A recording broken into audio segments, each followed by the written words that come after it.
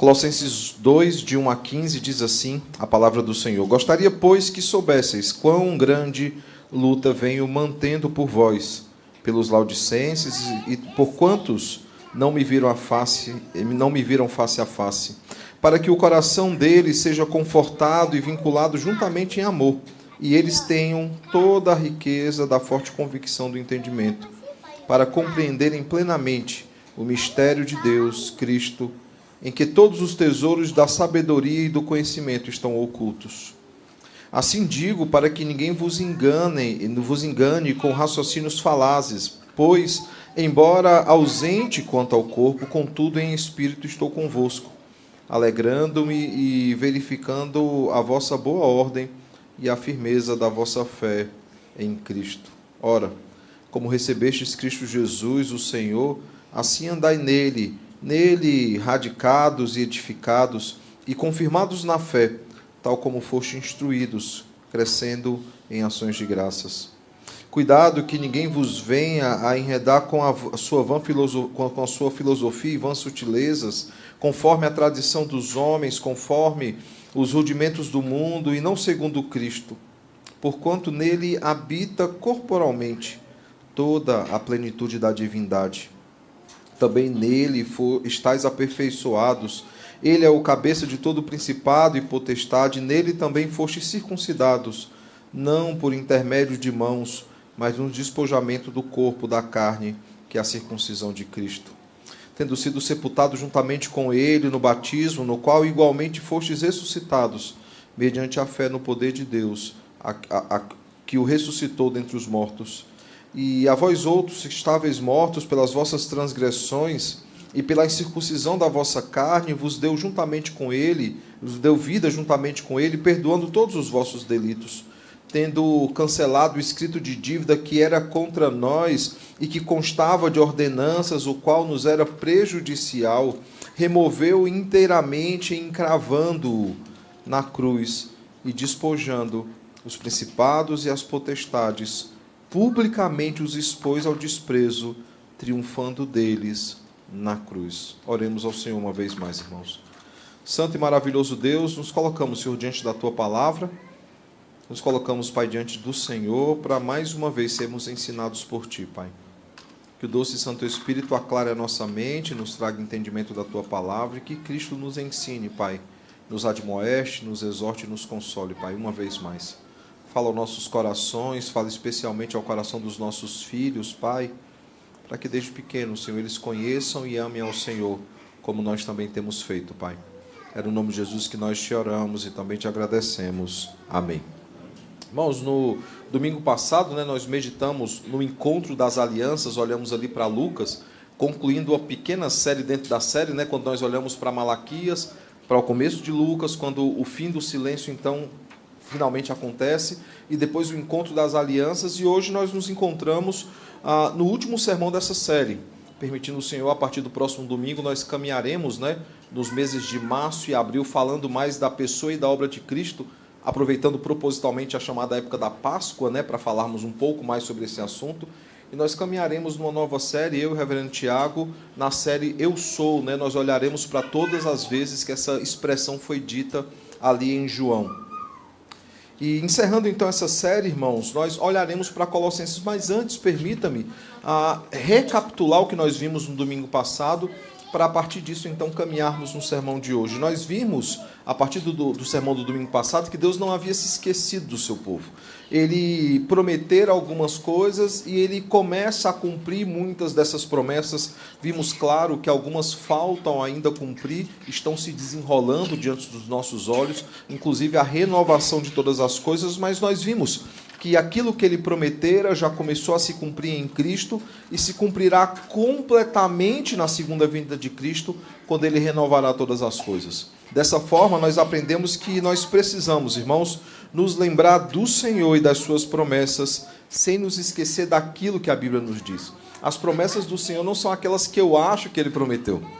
Não é aquilo que alguém disse que ele prometeu. É aquilo que ele prometeu na sua palavra. Essas promessas essas que nós sabemos claramente que foi o Senhor, porque ele inspirou autores bíblicos para registrar essas promessas, São nessas promessas que nós nos lembramos, nos apoiamos e por elas esperamos. Segundo, confiar nas promessas do Senhor, crendo que cada promessa feita pelo Senhor já se cumpriu, a maioria delas, e algumas ainda se cumprirá no devido tempo. Há promessas, por exemplo, do ressoar da trombeta que acontecerá no último dia. Nós já vivemos os últimos dias, desde a ida de Cristo para junto do Pai, e o último dia é o seu retorno glorioso, quando ele voltará para buscar a sua igreja. Terceiro, nós aprendemos exatamente isso, nós precisamos ansiar pela volta de Cristo, quando finalmente Deus fará novas todas as coisas. E nós chamamos a atenção, irmãos, que assim como aqueles do Novo Testamento, na primeira vinda de Cristo, muitos não aguardavam ansiosos a primeira vinda de Cristo, não estavam atentos aos sinais. Nós, Igreja do Senhor, nos nossos dias, corremos o risco de cometer o mesmo erro, o mesmo pecado, de não ficarmos atentos aos sinais, de não aguardarmos ansiosos a volta do Cordeiro. Então ficou uma pergunta para a nossa reflexão. Nós nos lembramos, nós confiamos e nós aguardamos as suas promessas. Hoje nós vamos falar, irmãos, para concluir essa série de pregações sobre os 2 adventos, hoje nós vamos falar sobre o propósito da encarnação, e nada mais propício do que escolher Colossenses. Por quê? Porque é a carta mais cristológica de Paulo. Paulo, ele combate uma heresia nessa carta, e era necessário então que ele falasse da pessoa e da obra de Cristo, algo, lembre, irmãos, que é o teor da sua mensagem. Aos Coríntios ele diz isso: enquanto eu estive no meio de vocês, eu preguei a Cristo e este crucificado. Agora ele precisa então voltar a sua atenção, porque em Colossenses havia ali o que o pessoal chamava de proto-gnosticismo, né? Já começa a dar suas caras, mas era uma heresia, irmãos, que juntava o legalismo judaico com o paganismo ou a idolatria romana. Era uma mistura de duas coisas bem perigosas e bem antibíblicas que Paulo não chega sequer a nomear. Não são judaizantes aqui, como nos é conhecido, como nós vemos em muitas das cartas de Paulo, não. Aqui Paulo ele precisa combater o novo inimigo, que era tão novo que nem nome havia sido dado ainda. Mas que era um sincretismo religioso lá, uma mistura de muitas coisas. Então Paulo, ele tem que escrever esses irmãos, e nada mais justo do que falar da pessoa e da obra de Cristo. Então, se um dia você precisar de uma carta apologética, né, uma carta de defesa da fé sobre a pessoa e a obra de Cristo, Colossenses é essa carta. Num devido momento, teremos a oportunidade de caminhar nas cartas da prisão, e nós poderemos olhar com mais calma, então, para o texto de Colossenses. O fato, irmãos, é que Paulo, então, ele começa aqui o capítulo de número 2 falando da luta que ele estava, então, travando em prol não apenas dos colossenses. Vocês viram que durante a leitura nós ouvimos o nome dos laodicenses. E se nós olharmos lá para o capítulo 4, verso 15 e 16, nós veremos que essa carta, ela era uma carta circular, o que já era muito comum naqueles dias, mas ela é intencionalmente circular. No verso 16 do capítulo 4, Paulo dirá o seguinte: leiam a carta, depois enviem aos laodicenses, para que eles também possam ler, para que uma vez que vocês leiam, eles leiam também. Ou seja, é uma carta que ela é uma carta para 2 públicos-alvo, pelo menos. Mas não apenas isso, irmãos, era uma carta para judeus, era uma carta para gentios, era uma carta para todo o corpo de Cristo. Depois você lê Colossenses, você lê Efésios, e você vai ver que elas são praticamente idênticas. Alguns dizem que pelo menos 155 versículos de Efésios está também em Colossenses. Textos comuns como Efésios 5 e Efésios 6, muito parecido com Colossenses 3 e 4. Basta comparar e as mesmas instruções estarão lá. Paulo está escrevendo então à igreja do Senhor, a judeus, a gentios, a todo o corpo de Cristo. E ele diz que está então lutando por esses irmãos. Ele diz: eu tenho mantido uma luta por vocês, o verso de número 1. Mas veja, irmãos, que está encarcerado por causa da igreja não é a maior luta que Paulo está travando. Ele faz questão de enfatizar isso. Eu digo está preso porque não apenas sabemos que se trata de uma carta da prisão, mas se você olhar o final dessa carta, quando ele diz que escreve a próprio punho, o último versículo do capítulo 4, ele vai dizer com algemas. Ele está preso de fato. Mas a prisão de Paulo não é a principal luta que ele tem travado pela igreja do Senhor. Veja que ele diz nesse verso que nós lemos, que ele ora para que eles permaneçam firmes, no Senhor e ele permaneça também firme em oração por esses irmãos. Ele diz, eu oro para que vocês permaneçam firmes no Senhor, para que vocês tenham uma vida diante do Senhor. E ele também, irmãos, ora para permanecer firme na vida cristã por causa deles. Paulo ele não deseja fraquejar, porque se Paulo fraquejasse em suas algemas, talvez outros também fraquejassem. Veja, ele os ama, irmãos, ele se preocupa com eles de fato.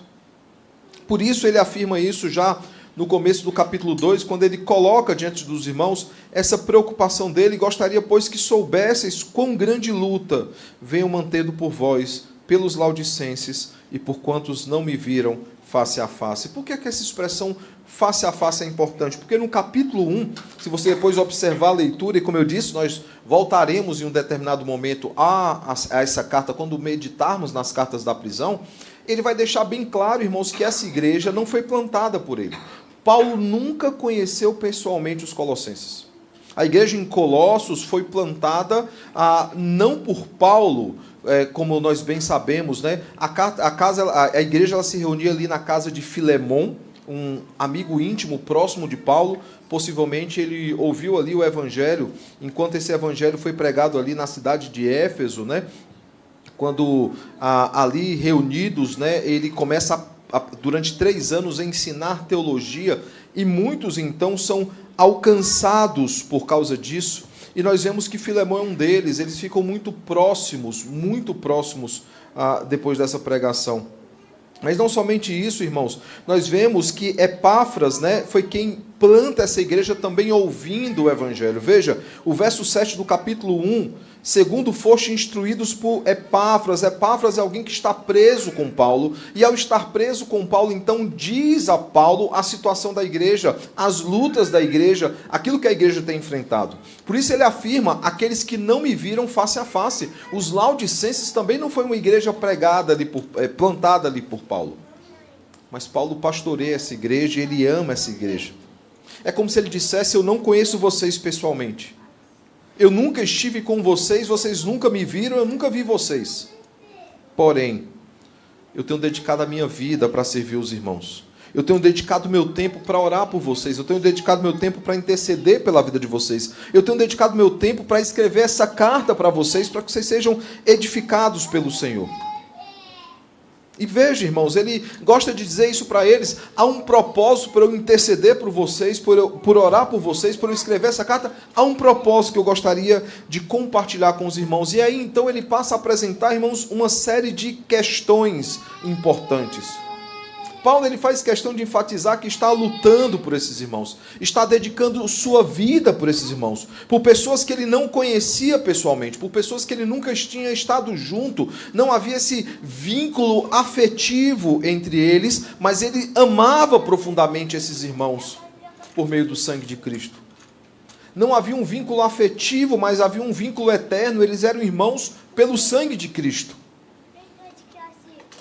Tanto, irmãos, que em Colossenses, capítulo de número 1, verso de número 29, ele dirá o seguinte, irmãos: para isso é que eu também me afadigo, esforçando-me o mais possível, segundo a sua eficácia que opera eficientemente em mim. Veja, irmãos, ele está falando isso, eu me afadigo, eu trabalho duro, eu luto o máximo que eu posso, eu me dedico o máximo que eu consigo, para que eu possa cuidar da vida dos irmãos. Porém, irmãos, ele serve a igreja do Senhor, mas ele faz questão de dizer isso para mostrar claramente que, acima de tudo, ele serve a Cristo, ele serve àquele que deu a sua vida por causa da sua noiva, e uma porção da noiva de Cristo são os colossenses, por isso ele ama esses irmãos. E no capítulo 1, nós lemos boa parte desse capítulo número 1, verso 13 ao verso 23, nós vimos no capítulo 1 que ele aborda então a encarnação de Cristo. Ele aborda a sua vitória gloriosa na cruz do Calvário. E ele diz que isso são imperativos para a santificação. E veja, irmãos, lá na frente, no capítulo 3 de Colossenses, ele vai abrir dizendo o seguinte: se fostes ressuscitados juntamente com Cristo, se fostes ressuscitados juntamente com Cristo, pensai nas coisas do alto, buscai as coisas do alto, manifestai as coisas do alto. E aí, do verso 5 do capítulo 3, isso é o verso 1 ao verso 4, quando ele fala sobre buscar, sobre pensar e sobre manifestar, do verso 5 até o capítulo 4, verso 6, ele mostra como nós manifestamos as coisas do alto. Como é que o marido deve amar a esposa, como é que a esposa deve se submeter ao marido, como é que os pais devem liderar os seus filhos, como é que os filhos devem se submeter aos seus pais, como é que devem ser as relações de trabalho entre o Senhor e o escravo. E ele conclui dizendo o seguinte: intercedam para que o Senhor me mantenha fiel, para que eu também possa manifestar as coisas do alto. Percebe, irmãos, que tudo tem como base o quê? A morte e a vitória de Cristo. Isso é um imperativo para a nossa santificação. E é interessante, irmãos, que nós temos então, aqui no capítulo 2, uma suave e gloriosa canção que ressoa então a cruz, aquilo que foi feito na cruz. Veja aí o verso 9. Até o verso de número 15, que nós já lemos, mas veja aí, no verso 9 e verso 10, ele afirma então que Cristo ele se encarnou. Veja, porquanto nele habita corporalmente toda a plenitude da divindade, ou seja, ele é verdadeiro Deus e ele é verdadeiro homem. Também nele estáis aperfeiçoados. Ele é o cabeça de todo o principado e de toda potestade. Depois nós vimos no verso 11 e no verso 12, durante a leitura, que um preço foi pago. Diz, nele também fostes circuncidados, não por intermédio de mãos, mas no despojamento do corpo da carne, que é a circuncisão de Cristo, tendo sido sepultados juntamente com ele no batismo, no qual foste igualmente ressuscitados mediante a fé no poder de Deus que o ressuscitou dentre os mortos. E aí, irmãos, dos versos 13 até o verso de número 15, nós vemos então que nós fomos libertos eternamente. E a vós outros que estáveis mortos pelas vossas transgressões e pela incircuncisão da vossa carne, vos deu vida juntamente com ele. E isso nos lembra muito o texto de Efésios. Lembrem, são cartas gêmeas. Perdoando todos os nossos delitos, tendo cancelado o escrito de dívida que era contra nós e que constava de ordenanças, o qual nos era prejudicial, ele removeu inteiramente, ele arrancou de sobre nós e o encravou no madeiro, o encravou na cruz, despojando os principados e as potestades, publicamente os expôs ao desprezo, triunfando deles na cruz. Perceba, irmãos, que Cristo, então, ele comprou a nossa dívida e decidiu não cobrar essa dívida. Ele a cancelou. É isso que Paulo está dizendo, é uma linguagem muito comum dos dias de Paulo. Havia uma dívida, alguém ia lá, comprava aquela dívida e cobrava então a dívida. Hoje os bancos fazem isso por meio de carteiras, Vai lá, compra uma carteira, que há clientes naquela carteira e passa a cobrar então aqueles clientes.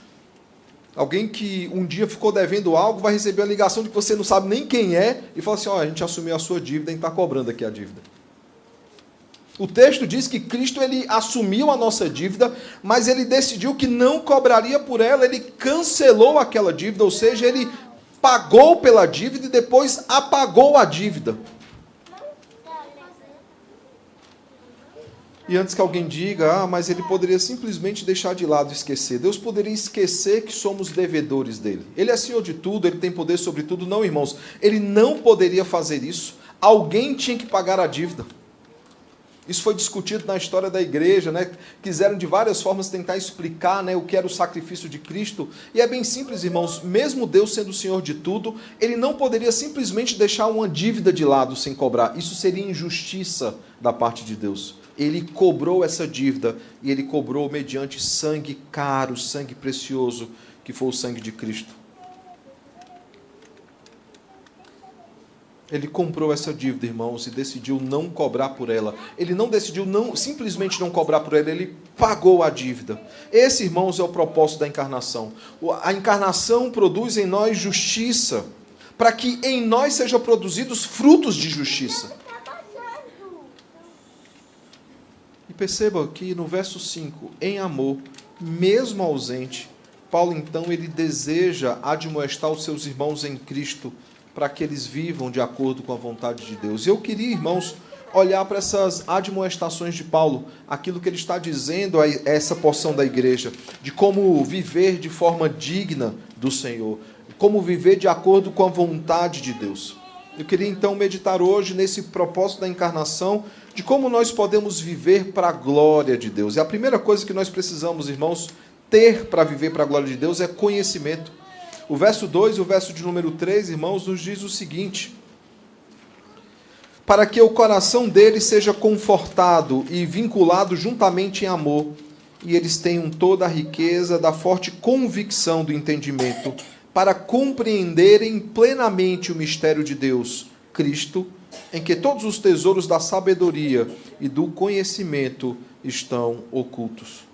Permitam, irmãos, tirar desses dois versículos algumas importantes lições a respeito daquilo que Paulo desejava para a igreja. Ele orava primeiro para que os corações deles fossem então confortados, para que o coração deles fossem consolados, encorajados, e para isso ele apresenta então a esperança da igreja. A segunda coisa que ele faz, irmãos, é chamá-los. Ele diz que ora para que eles fossem, ou que eles estivessem unidos em amor, sempre crescendo nesse sentido. E aí ele apresenta um segundo elemento, que é o amor. Aqueles que conhecem a tríade paulina sabem onde eu estou chegando. Paulo escreve as suas cartas em cima de 3 palavras: fé, esperança e amor. Ele apresenta então que o motivo da oração é para que eles fossem consolados pela esperança, para que eles estivessem unidos em amor, mas há uma terceira coisa também nessa primeira parte do conhecimento.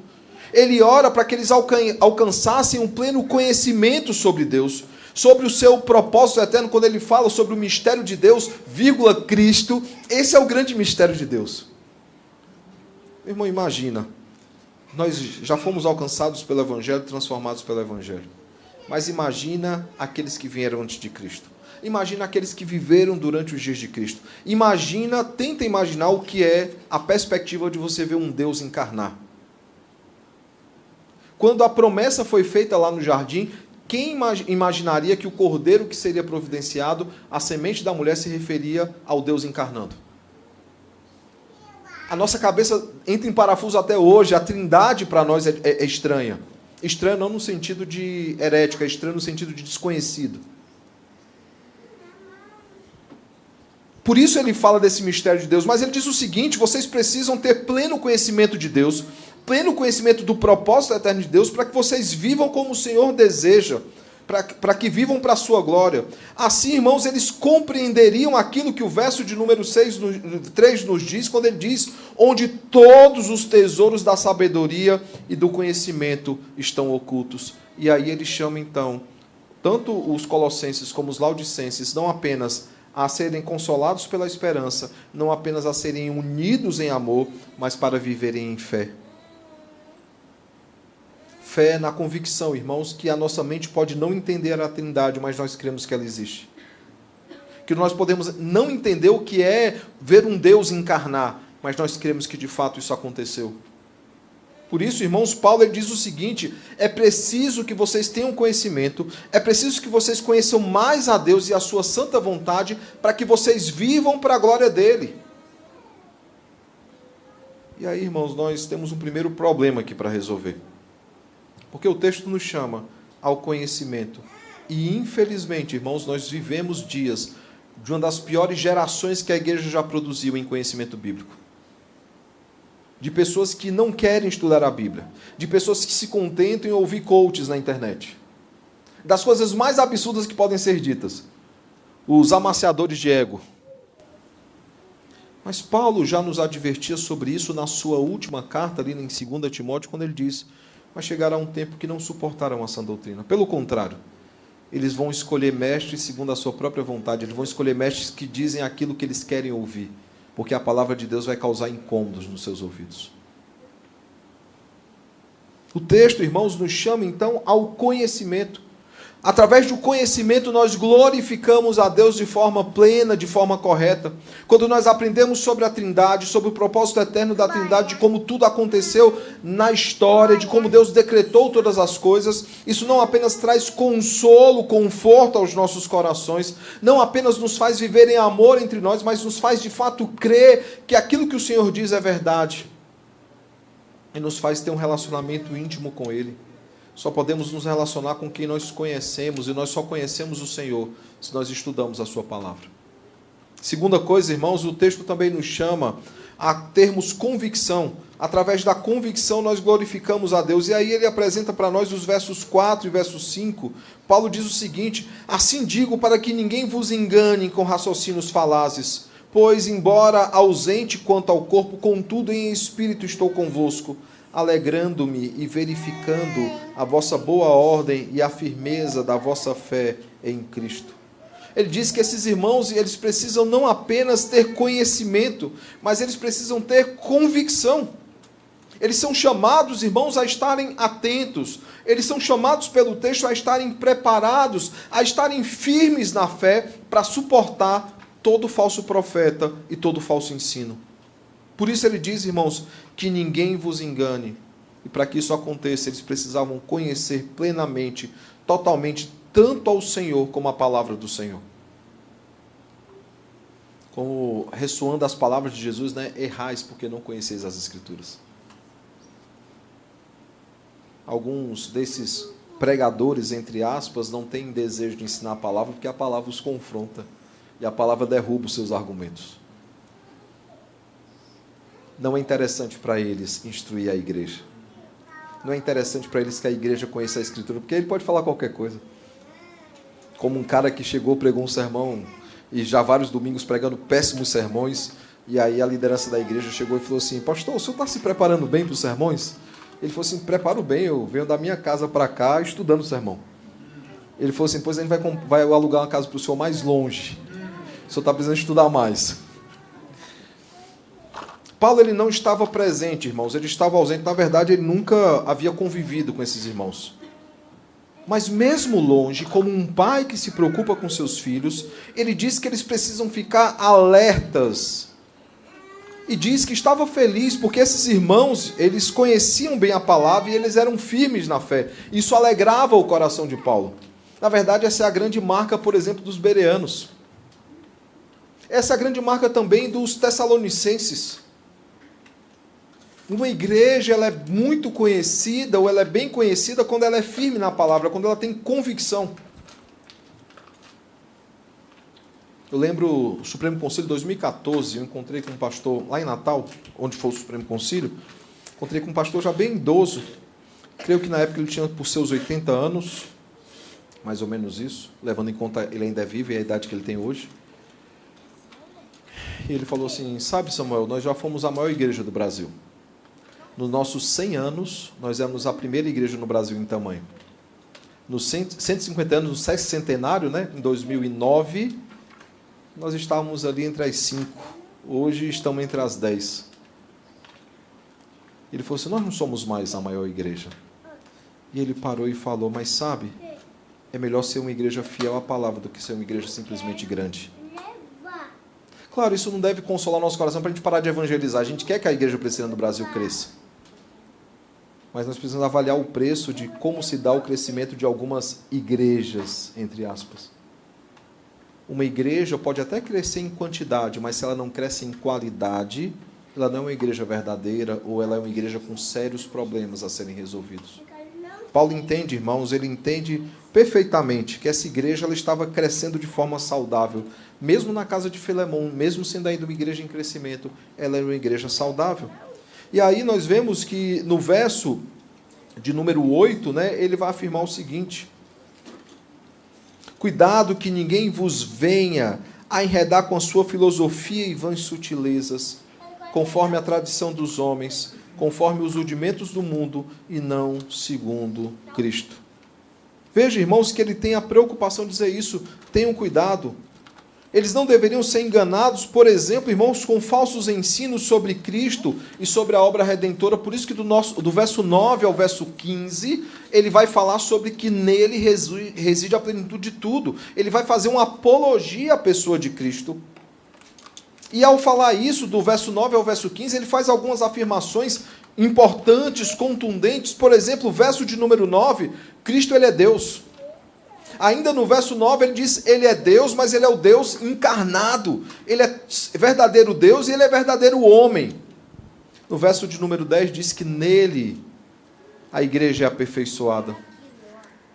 No verso de número 10 ainda diz que Ele é Senhor de tudo. No verso 11 e 12 nós vemos que Ele selou para si, por meio do batismo da circuncisão, o povo. Ele nos selou por meio disso. No verso 12 ele também afirma, no verso 13 ele diz, Ele nos deu vida, ecoando ali aquilo que é dito em Efésios 2, né? Nós estávamos mortos em nossos delitos e pecados, Ele nos deu vida. Verso de número 13 ainda diz que Ele perdoou os nossos pecados. Só pode perdoar pecados aquele que é Deus. Esse não é o questionamento ali? Quando o paralítico de Cafarnaum, ao invés de ser curado fisicamente, Cristo o cura espiritualmente, diz, perdoados estão os teus pecados. E aí o pessoal arrasou em seu coração, só quem pode perdoar pecados é Deus. Ele pagou, verso 14, a nossa dívida, Ele cancelou o escrito de dívida que constava contra nós, e mais do que isso, irmãos, Ele triunfou na cruz, verso 15, e ao triunfar na cruz, Ele expôs à vergonha todo o principado e toda a potestade. Paulo ele faz questão de afirmar isso, que de fato, irmãos, eles tinham que conhecer mais sobre Cristo e sobre a sua obra redentora, mas há do verso 16 ao verso 19 também, irmãos, uma exposição contra o cerimonialismo e os usos e costumes dentro da igreja. Por exemplo, o verso 16 ele fala da comida e da bebida, verso 16 ainda ele fala das datas especiais e das temáticas, né, como se isso fosse meio de santificação, de salvação. Verso 18 ele combate o culto aos anjos ou às visões sobrenaturais. E verso 18 ele diz que eles não deveriam cobrar pelo evangelho. Parece um retrato da igreja de hoje, sim ou não? Não, Paulo está falando aí, porque as falsas igrejas sempre foram assim. Sempre foram assim. E Paulo então combate essas falsas igrejas, esses falsos mestres, com seus falsos ensinos. Ele diz o seguinte: abandonem todas essas coisas. Não há base bíblica para isso. E por fim, do verso 20 ao verso 23, ele combate, irmãos, uma salvação por obras. A busca por salvação meritória, por meio de práticas e ritos e datas e costumes. O tão conhecido usos e costumes. Vocês sabem que eu debato muito nas rádios, né? E uma rádio mudou de lugar e mudou de nome e só mandou tema de usos e costumes para mim. Aí eu falei assim, cara, é tão cansativo debater sobre isso. Quando tiver um tema teológico, aí eu posso ir, mas sobre isso não. É muito usos e costumes. Mas muitas igrejas atribuíam aos usos e costumes veracidade da salvação. O cara só era salvo se tivesse aqueles usos e costumes. Por isso Paulo afirma aí no verso 20 ao verso 23, se morrestes com Cristo para os rudimentos do mundo, porque como se vivêssemos no mundo, vos sujeitais às ordenanças, não manuseis isto, não proveis aquilo, não toqueis aquilo outro, segundo os preceitos e doutrinas dos homens, pois que todas estas coisas com uso se destroem. Tais coisas, com efeito, têm aparência de sabedoria, como culto de si mesmo, e de falsa humildade, e de rigor ascético, todavia não tem valor algum contra a sensualidade. Perceba, irmãos, aqui a importância de termos firmeza na fé, a importância de conhecermos a Escritura, de sabermos aquilo que a Escritura ensina sobre Cristo, sobre a sua obra, sobre o culto, sobre as obras do Senhor e sobre as obras que se esperam de nós. A nossa confissão de fé diz que Deus ele limitou de tal forma o culto para não dar asas à imaginação dos homens, nem dar espaço às artimanhas de Satanás, para que não fosse oferecido incenso estranho, um culto estranho ao Senhor. E muitas pessoas hoje estão escravizadas por esses falsos mestres e pelos seus falsos ensinos, achando que isso é evangelho, e Paulo combate esses erros e mostra como nós devemos viver aí do verso 8 ao verso 15. Ele nos apresenta, irmãos, os erros que estavam ocorrendo dentro da igreja, para que eles pudessem, irmãos, combater esses erros e louvar a Deus corretamente. E eu estou de olho aqui no relógio, preocupado com o tempo, mas permitam-me apenas apresentar os principais problemas existentes, então, na igreja dos Colossenses. O primeiro deles, o ritualismo, verso 16. Verso 16 e verso 21, o misticismo. Capítulo 3, verso 5 ao verso 8, a oposição à lei do Senhor. E hoje, quando nós falamos que nós devemos guardar o domingo, alguns acham estranho. que o domingo é o dia do Senhor, alguns acham estranho. A minha pergunta é bem simples. Deus ele deixou 9 ou 10 mandamentos? Ou as outras coisas estão liberadas também? Adultério, roubo, morte. Nós sabemos que não, irmãos. Essa igreja, eles eram antinomistas, eles faziam oposição à lei do Senhor. Capítulo 1, verso 16, capítulo 2, verso 10 e 15, capítulo 2, 18, nós vemos que eles cultuavam a demônios e a anjos. O misticismo, o paganismo aqui romano no meio da igreja. Verso 28 do capítulo 1 e verso 8 do capítulo 2, nós vemos também Paulo combatendo o intelectualismo, irmãos. Nossa igreja é uma igreja que conhece profundamente a doutrina, mas ela não pode ser intelectualista. Ela não pode dar ao conhecimento um poder salvador como os gnósticos faziam. Por isso eu brinco dizendo que alguns hoje são gnósticos gospel, né? Acho que o conhecimento em si traz salvação. No capítulo 2, verso 8 e verso 20, quando ele fala lá dos rudimentos do mundo, nós vamos ver que alguns dependiam da astrologia. Deixa eu abrir um parêntese aqui, talvez alguns... Eu não estou direcionando a ninguém, tá? Da mesma forma que nós criticamos aqueles que dependem dos astros, daqueles que falam, sou Sagitário com ascendência em Leão. Há uma espécie, irmãos, nos nossos dias, há uma espécie de astrologia gospel. A pessoa não é mais medida pelos pecados, medida no sentido assim, de falar, você tem esse pecado, você precisa lutar contra esse pecado. Por quê? Porque ela pode ser sanguínea. Isso é astrologia gospel, viu? Os 4 temperamentos humanos. Não, ele é assim porque ele é sanguíneo. Não, ele é assim porque ele é fleumático. Não, ele é assim porque ele é colérico. Ele é assim porque é o quarto, eu esqueci agora. Melancólico. Ele é assim porque ele é melancólico. Eu li esse livro do Tim LaHaye, que é um dispensacionalista, defende muita heresia, temperamentos transformados pelo Espírito. Eu li esse livro no seminário, na cadeira de psicologia. Muitas pessoas justificam seus pecados dizendo que eu sou isso. Mas ele faz isso porque é sanguíneo. Não, irmãos, faz isso porque é pecador. Porque é totalmente depravado, porque a palavra precisa tratar com o coração dele. Eu não posso estereotipar as pessoas dando ao pecado um outro nome, porque esse é meio que uma justificativa. Eu lembro de um cara que falava assim, pastor, eu gosto de me atrasar e tal. Eu falei assim, cara, dá um nome, é pecado que você faz. A gente acaba criando algumas coisas que é uma astrologia gospel. Você depender de uma coisa superior para pautar a sua vida.